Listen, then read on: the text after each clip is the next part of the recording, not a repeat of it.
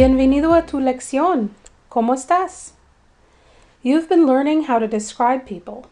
You've learned how to describe someone physically, as well as to talk about their age. Now it's time to learn how to describe people's personalities and what they are like as people. When describing someone's personality, you use the verb ser.